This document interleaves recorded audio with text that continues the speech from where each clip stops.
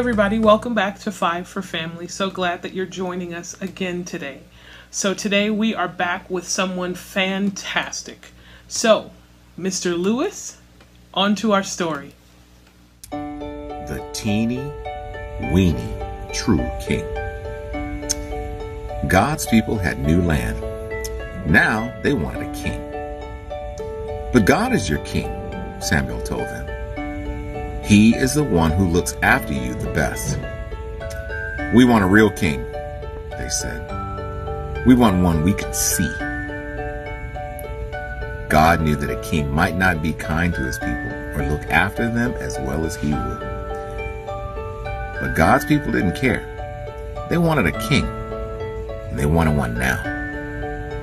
So God gave them a king. He was called Saul, and he seemed like a good king at first, but he became proud and stopped listening to God. He didn't obey God or love God with his whole heart. Saul can't help me with my plan, God said. I need a king who loves me and will teach my people to love me. I need a true king. God had just one guy in mind.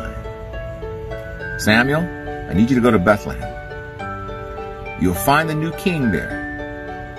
You see, Samuel's job was to listen to what God said. So Samuel went to the little town of Bethlehem. God told Samuel to go see Jesse.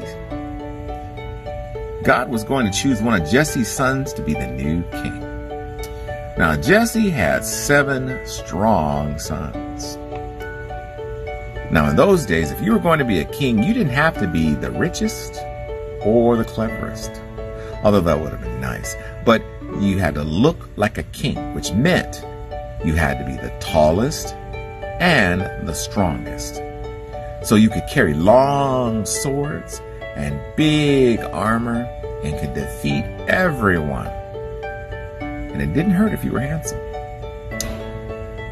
Samuel asked Jesse to bring him each son in turn. So Jesse brought the oldest, strongest son.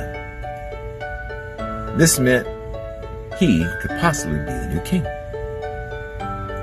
Samuel thought, he looks like a king, but God didn't choose him. You're thinking about what he looks like on the outside, God said to Samuel, but I'm looking at his heart.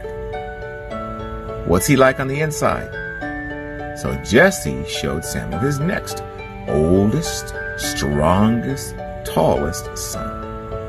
But God didn't choose him either. In fact, God didn't choose any of the 7 sons that Jesse brought to Samuel. Samuel said in disgust, Is that all?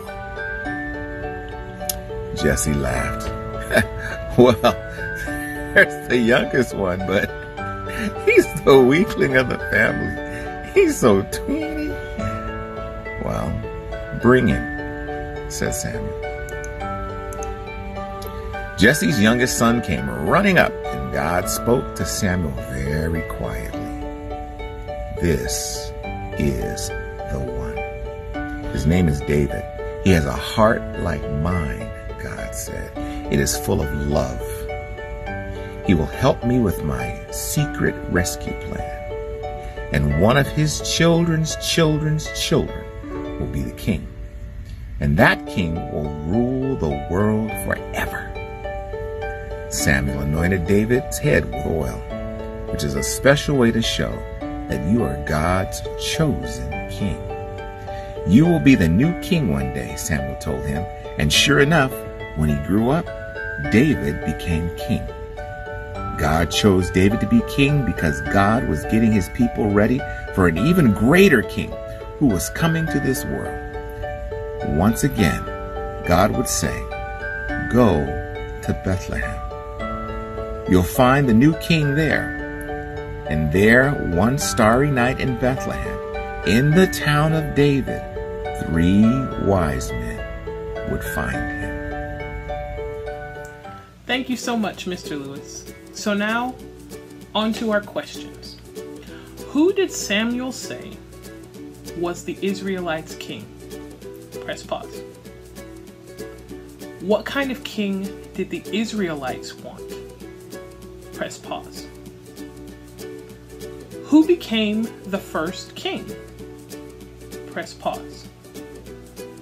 When Samuel went to find the new king God wanted, what was he originally looking at? Press pause. What was God looking at? Press pause. Who became the next king? Press pause. Who was going to be King David's descendant? Press pause.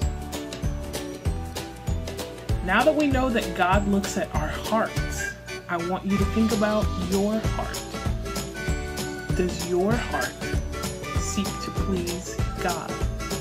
Are you loving like King David was? And if not, what can you do to be more loving this week?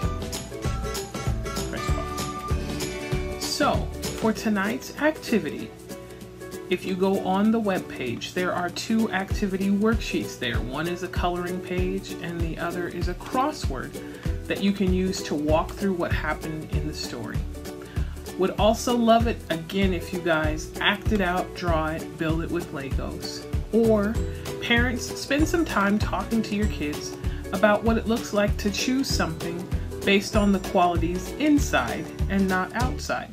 And tell them a time in your life where that worked well or it didn't. Again, I'm so happy that you guys are spending time in God's Word as a family, and I can't wait to see you again. I love you. Have a good night.